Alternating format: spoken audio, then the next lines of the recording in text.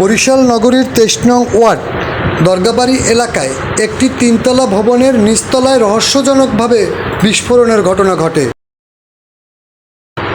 আজ বুধবার ভোর আনুমানিক ৬:৩০টার দিকে এই বিস্ফোরণের ঘটনা ঘটে। পরে স্থানীয়রা মানিক নামের একজনকে উদ্ধার করে বরিশাল শের-ই-বাংলা মেডিকেল কলেজ হাসপাতালে প্রেরণ করে। হাসপাতাল সূত্রে জানা গেছে, বরিশাল চাঁদপুরা এলাকার বিজন চন্দ্রর ছেলে মানিক দীর্ঘদিন যাবৎ সাগরদী ২৩ নং ওয়ার্ড দরগাবাড়ি এলাকার তালুকদার ভিলার সৌরভদের বাসার ভাড়াটিয়া।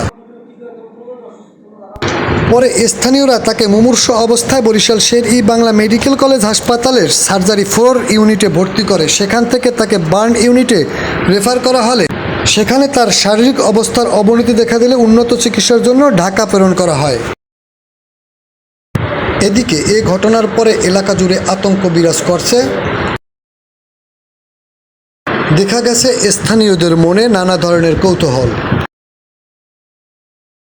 বিস্ফোরণের পরে শুধু ওই তালুকদার ভবন নয়, তার পার্শ্ববর্তী একটি ভবনের গ্লাস ভেঙে গেছে এবং কিছুটা দূরে একটি টিনের ঘরের টিনগুলো খুলে গেছে।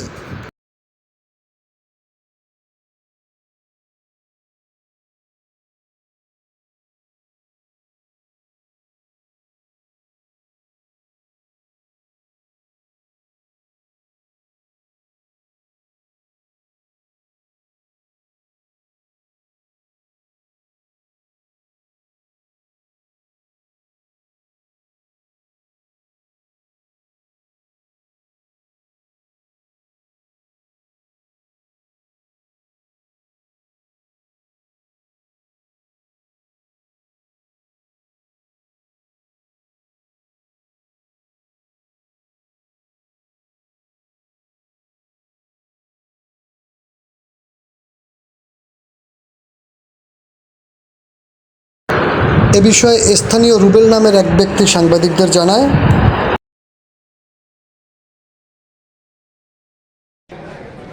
ভাই কি নাম আপনার? আমার নাম মোহাম্মদ রুবেল ভাইয়া। আপনার বাসা কোথায়? এটা হলো আমাদের বাড়ির অংশ। আমরা আরো ২০-৩০ বছর আগে এই বাড়ি বিক্রি করছি। এই বাড়ি করার পরে এই বাড়ির যে বারাটিয়া, এটা একটা সাবলেট বারাটিয়া থাকে। বারাটিয়া থাকার পর আমরা গতকালকে রাত্রে আমাদের কারেন্টের ডিস্টার্ব হয়েছে প্রায় ৪-৫ বার। ৪-৫ বার ডিস্টার্ব হওয়ার পর আমরা ফজরের নামাজের পরপরই একটা বিকট শব্দ হয়েছে। আমরা মনে করছি যে ট্রান্সমিটার ওই রকম বাস্ট হয়েছে মনে হয়, কিন্তু না, বাইরে বাইরে দেখে কোনো ট্রান্সমিটারের বাস্ট হয় না। এর ভিতরে আমার ফুয়াতো ভাই আমাকে ফোন দিয়েছে, দিয়ে করলো যে তোর বাড়ির দরজা দিয়ে এরকম ঘটনা।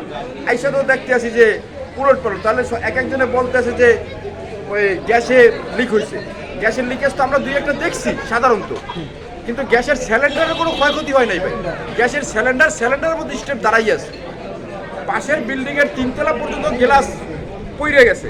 খাট, পাশের বিল্ডিংয়ের 2তলার খাট নষ্ট হয়ে গেছে।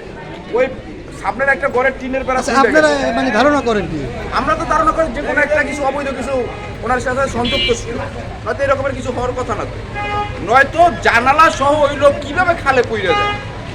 আমার কথা হলো এটা, জানালা সহ সুইতে ওই লোক খালে পড়ে গেছে। এখন আমরা আপনাদের কাছে, প্রশাসন আছে, সিভিলে আছে, ফায়ার সার্ভিস আছে, সাংবাদিক বাইরে আছে, আপনাদের সকলের কাছে আমরা একটা দাবি জানাই, এটা একটা সুস্থ তদন্ত কইরা আমাদের জনগণের কি একটা আশ্বাস করবেন আপনারা যে এটা সঠিকভাবে এই জিনিসটা হয়েছে।